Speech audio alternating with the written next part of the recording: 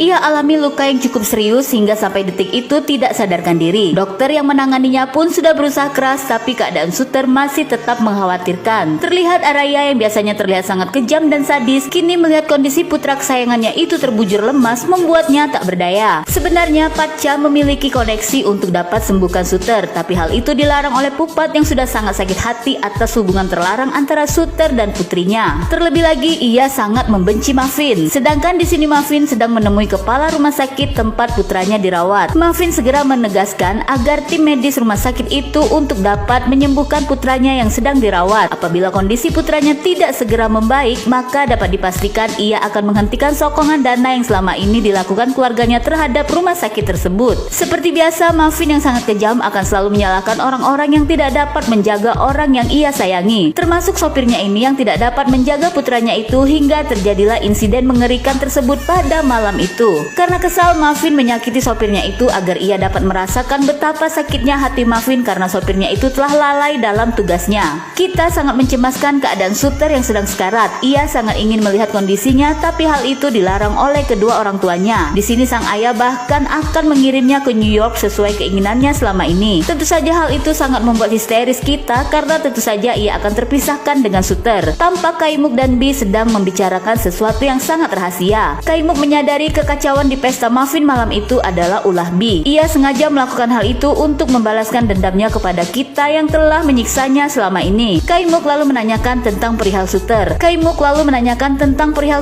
Apakah itu juga perbuatan Bi? Bi tidak tahu sama sekali siapa yang telah mencelakai Suter, dan yang pasti itu bukanlah ulahnya. Malam itu Kaimuk mendatangi Pupat dan istrinya. Di sini ia menyerahkan video rekaman CCTV yang telah ia dapatkan sebagai bukti. Sontak saja setelah melihat video itu membuat Pupat semakin yakin bahwa Muffin telah merencanakan semua ini dari awal. Terlihat Keu masih menangisi keadaannya saat itu. Ia baru saja kehilangan janinnya karena ia telah mengaborsi janin itu sesuai perintah Muffin. Kaimuk sudah beberapa hari tidak melihat keberadaan Bi di rumah itu, dan ia menanyakannya kepada bibi kepala pelayan. Ternyata Bi izin pulang ke rumahnya untuk beberapa hari. Setelah mendapatkan bukti berupa video rekaman CCTV, Pupat segera melaporkan hal itu kepada polisi. Satu persatu kesaksian para pelayan diminta. Jelas saja semua mengarah ke Muffin. Memang malam saat kejadian tersebut, Muffin benar-benar mendatangi sang ayah di kamarnya. Setelah semua pelayan diinterogasi, kini para polisi ini menunggu kehadiran Muffin yang selanjutnya dirinya lah yang akan diinterogasi. Tapi saat itu polisi ini mendapatkan telepon dari atasannya dan diminta untuk menghentikan investigasi itu, dan kasus itu pun ditutup. Tentu saja setelah mengetahui hal itu, Pupat benar-benar marah.